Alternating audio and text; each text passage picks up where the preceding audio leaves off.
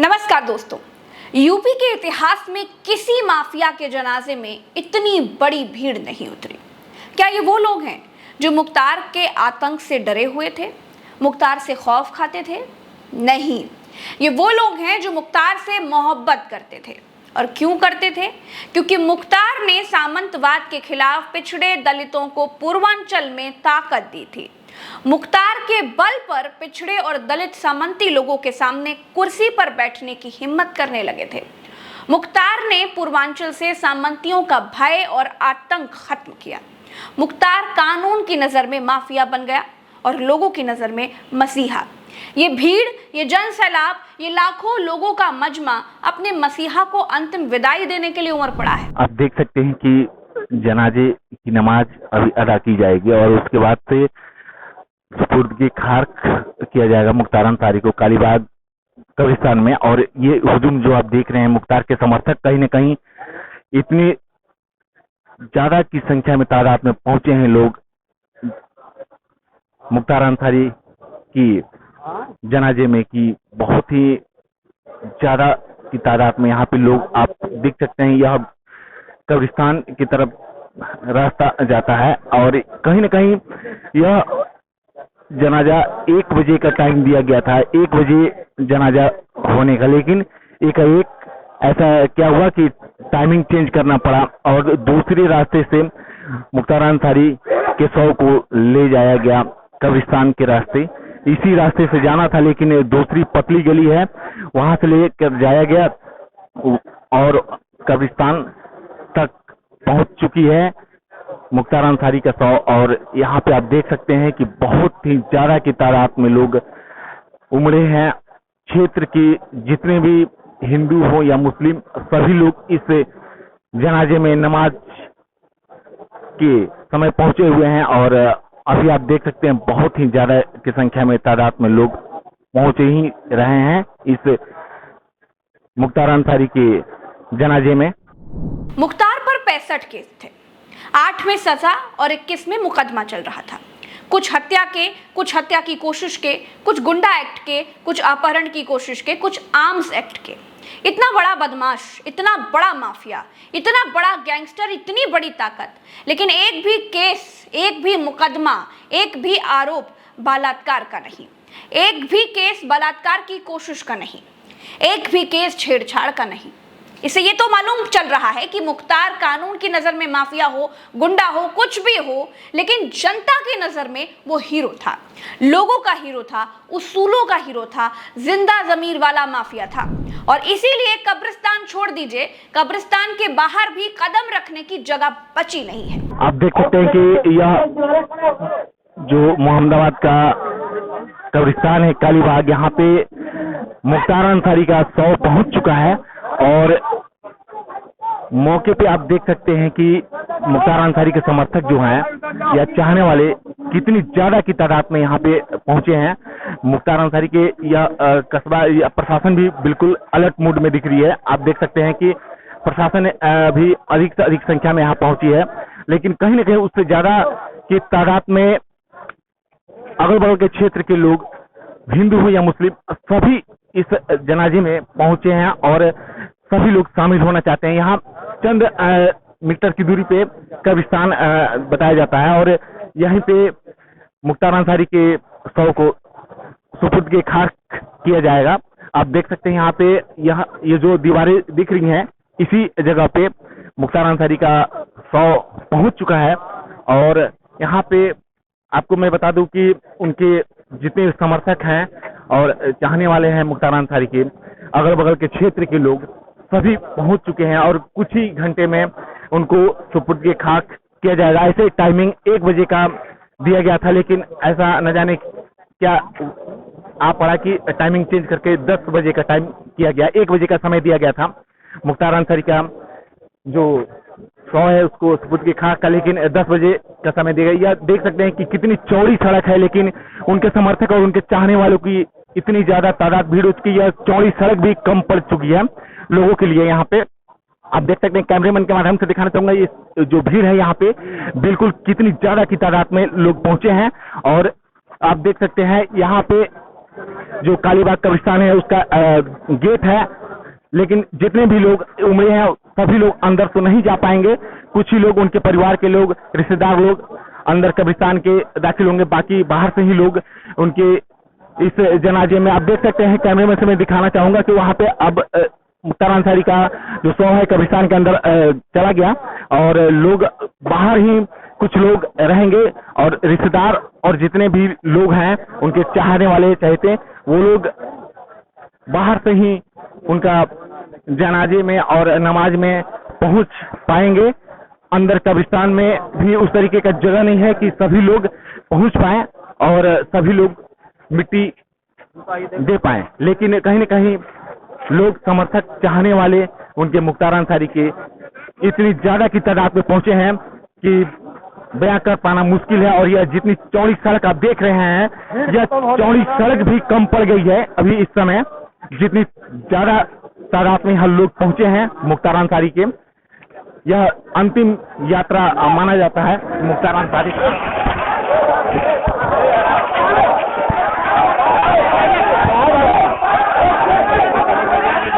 आप देख सकते हैं कि बिल्कुल किस तरीके से भीड़ को अभी एक न जाने क्या हुआ कि लोग भागने लगे, दौड़ने लगे।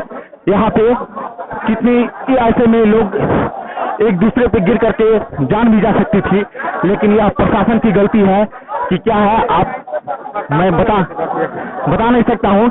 यह इतनी ज्यादा कि लोग तादाद में यहाँ पहुंच चुके हैं कि मैं बयान नहीं कर सकता हूँ। अभी यह एक भगदड़ टाइप से मचने जैसा हुआ, लेकिन स्थिति फिर संभल चुकी है।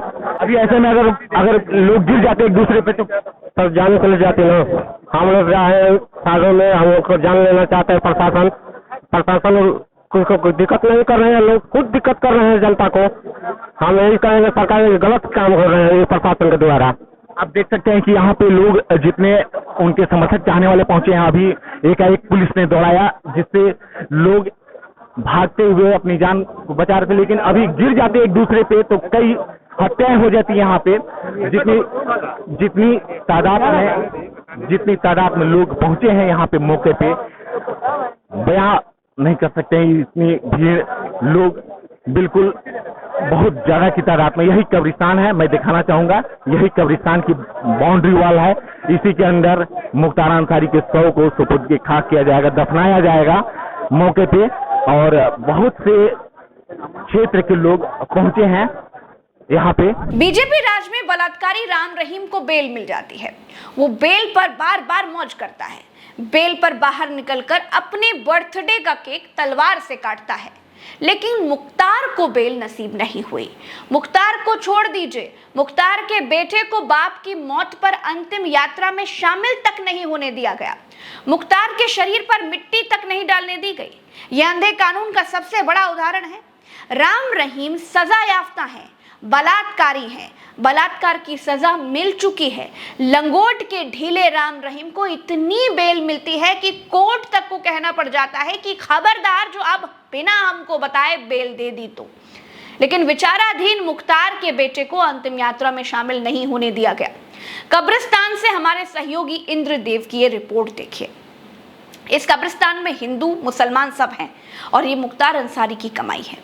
देखिए, आप देख सकते हैं कि यहाँ पे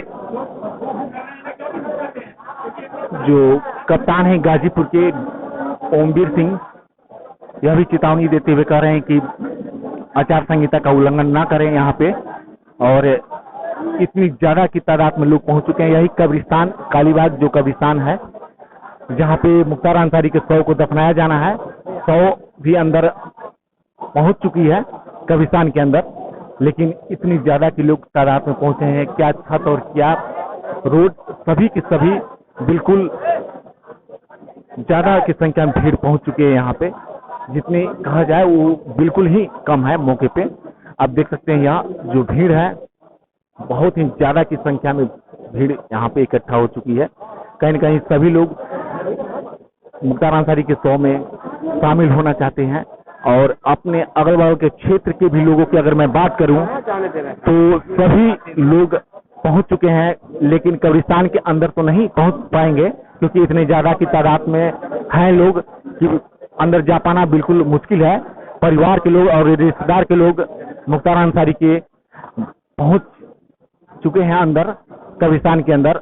बाकी जो उनके समर्थक हैं, चाहने वाले हैं, बाहर ही है और प्रशासन भी बिल्कुल कब्रिस्तान के गेट पे अलर्ट है कि कोई उस तरीके का भगदड़ ना मचे, कोई घटना ना घटे। आप देख सकते हैं, मैं कैमरामैन से गुजारिश करूंगा दिखाने का। आप देख सकते हैं बिल्कुल इस तरीके से एकाएक हल्ला भी हो रहा है यहाँ पे। लोग कहीं न कहीं चाह रहे हैं कि पहुंचे हम लोग भी, लेकिन जगह ही नहीं है कब्रिस्तान में इतने लोगों के लिए। जो कालीबाग कब्रिस्तान है मोहम्मदाबाद का, उतना जगह नहीं है जितनी जनता इकट्ठा हो चुकी है यहाँ पे कब्रिस्तान पे। इस मुख्तार अंसारी के शव को जहां दफनाया जाना है, यहाँ पे मौके पे सभी लोग पहुंच चुके हैं। आप देख सकते हैं बिल्कुल सभी लोग चाहते थे कि मुख्तार अंसारी के अंतिम शव यात्रा में हम लोग भी शामिल हों, और लोग दूर दराज से भी, गाजीपुर जिले से, अगल बगल के जिले से सभी लोग पहुंच चुके हैं मौके पे। आप देख सकते हैं। दोस्तों एक बात तो बिल्कुल क्लियर कर दूं, मैं आपको मुख्तार गाथा सुनाने या फिर मुख्तार चालीसा सुनाने के लिए यहाँ नहीं बैठी हूँ, लेकिन अमृत काल में ये सवाल तो उठता ही है कि क्या मुख्तार अंसारी माफिया ऐसे ही बन गया? जिन लोगों से मुख्तार की गैंग वॉर हुई या जिन लोगों के लिए मुख्तार बंदूकें खरीद रहा था, वो सब दूध के धुले थे? इस पर कोई बात नहीं करता। क्यों नहीं करता? क्या वो अमृतकाल के धार्मिक खांचे में फिट नहीं बैठते? इसलिए मुख्तार की पत्नी अफशा पर 11 केस हैं, 2 भाइयों पर 10 और 2 बेटों पर 14 केस हैं। मुख्तार के पीछे केस के मामले में उनका परिवार उनको टक्कर दे रहा है। लेकिन यह बात भी गौर करने वाली है कि जिस अमृतकाल में नीरव मोदी, ललित मोदी, विजय माल्या जैसे धोखेबाज फ्रॉड देश छोड़कर भाग गए, इस अमृतकाल में मुख्तार का परिवार देश छोड़कर भागा नहीं। चाहता तो भाग जाता। भैया आप मिट्टी देकर आ रहे हैं क्या? आप यहाँ पे और भी लोग आए गए हैं मिट्टी देकर के, क्या कहना चाहेंगे इस घटना को लेकर? क्या करें, ये दुख की बात है। ये परिवार जो है सबको समेट लेकर चलता था, जात धर्म से उठ करके, समझ रहे हैं ना। लेकिन इनको सिर्फ मीडिया वालों ने इनको भूत बना दिया। पूरी मीडिया, हाँ, भूत बना दिया। ये भूत है नहीं, लेकिन भूत बना दिया मीडिया वालों ने। सोच लीजिए, अब मीडिया वाले सच्चाई नहीं छाप रहे हैं, बस अनाप शनाप यही तो बयान दे रहे हैं। अरे कुछ इनका गुणगान तो आप लोग दिखलाइए मीडिया के सामने। क्रिकेट का खिलाड़ी थे ये, माहिर थे मुख्तार अंसारी। क्रिकेट खेलते खेलते बनियों का दुकान लुटा रहा था, समझ रहे हैं ना। तो ये यही आग छोकिया मुख्तार अंसारी, वहीं से इनका धीरे धीरे प्रोग्रेस बढ़ता चला गया। जनता ने इनको लाइक किया कि आप चुनाव लड़िए, चुनाव भी लड़ गए, जीत भी गए 5-5 बार। तो भाई विरोधी कभी भी चाहेगा कि अपने विरोधी को हम पस्त करें। कहीं न कहीं जितनी जन सैलाब उमड़ी थी, लाखों की भीड़ थी अंतिम यात्रा में, और सभी लोग तो अंदर नहीं जा पाए कब्रिस्तान के अंदर। बहुत से लोग बाहर ही रुकना पड़ा, और बहुत से लोग दूर दूर से भी आए थे। तो कहीं न कहीं मुख्तार अंसारी का उन लोगों से कुछ लगाव था या मोहब्बत था। सोच लीजिए कितने लोग उनसे जी रहे थे। अब देख लीजिए 3 दिन से उनके गम में दुकान बंद है, मार्केट बंद है। हिंदू चाहे मुसलमान, सब लोग दुख है इस बात से। मोहब्बत से बंद है, दादागिरी से बंद नहीं है, मोहब्बत से बंद है। अब मोहब्बत से बहुत मोहम्मदाबाद कस्बे की जितनी दुकानें हैं, ये सब हम 2 दिन हो गया बंद हुए। जिस दिन सूचना मिला उसी दिन से बंद। ये मोहब्बत से, उनका अखलाक मोहब्बत ज्यादा बहुत ऊंचा था। गरीबों का मसीहा थे, गरीबों को मदद करते थे। इसीलिए उनको मतलब जो है विपक्ष वाले उनके उनके उनके खिलाफ बोलना शुरू कर दिए, उनको लामबंदी कर दिए। लेकिन ये गरीबों का साथ देने वाले थे, ये गरीबों का साथ देते थे। आज उसी का जो है उनका जो है आज ये अंतिम संस्कार हो गया, गरीबों का साथ देने के लिए। लेकिन डॉक्टर कह रहे हैं कि हार्ट अटैक से इनकी मौत हो गई है, लेकिन परिवार के लोग कुछ और। डॉक्टर तो कहेंगे ही, सरकार जो कहेगी डॉक्टर कहेंगे, यह सरकार की बात है। एक बात और है दोस्तों, माफिया को मिट्टी में मिलाना ही चाहिए। लोकतंत्र बंदूक की नोक पर नहीं चल सकता, लेकिन उसी लोकतंत्र में माफिया हत्या करे तो मर्डर कहलाता है, और उसी लोकतंत्र में कोर्ट में अगर कोई जेल में पुलिस कस्टडी में खुलेआम मार दिया जाता है तो उसे मिट्टी में मिलाना कहा जाता है। हत्या हत्या में भेद है। अब देखिए, लखनऊ की कोर्ट में संजीव माहेश्वरी उर्फ जीवा की गोली मारकर हत्या कर दी गई थी। यह हत्या नहीं, मिट्टी में मिला देने की कैटेगरी में डाल दिया गया। मैं कोर्ट में इस वारदात को कवर करने पहुंची तो देखकर हैरान रह गई। किस तरीके से उत्तर प्रदेश में जो 90 के दशक वाला गैंग वॉर वाला जो एक युग था ना, वो वापस आते हुए दिखाई दे रहा है। और यही मैं आपको बता रही हूँ कि किस तरीके से अतीक अशरफ की हत्या हो जाती है पुलिस कस्टडी में, और अब लखनऊ कोर्ट के भीतर संजीव जीवा नाम के अपराधी की हत्या कर दी जाती है। मुन्ना बजरंगी की जेल में मौत हो जाती है। विकास दुबे का एनकाउंटर कितने नाटकीय तरीके से हुआ। अतीक अहमद और अशरफ की सरेआम पुलिस हिरासत में हत्या कर दी गई। इसे भी माफिया को मिट्टी में मिला देने के खाते में डाल दिया गया। कहा गया कि हत्यारे फेमस होना चाहते थे, इसीलिए अतीक अहमद की पुलिस कस्टडी में हत्या कर बैठे। चित्रकूट जेल में मुख्तार के करीबी मेराज को मार डाला गया। क्या लोकतंत्र में अब अदालतों को बंद कर देना चाहिए? क्या यूपी में जो गद्दी पर बैठेगा वो अपनी ताकत के मुताबिक अपने हिसाब से न्याय करेगा? क्या अब उत्तर प्रदेश की गद्दी पर बैठने वाला हर राजा अपने अपने हिसाब से अपने अपने दुश्मनों को ऐसे ही मिट्टी में मिलाएगा? सोचकर बताइएगा। नमस्कार।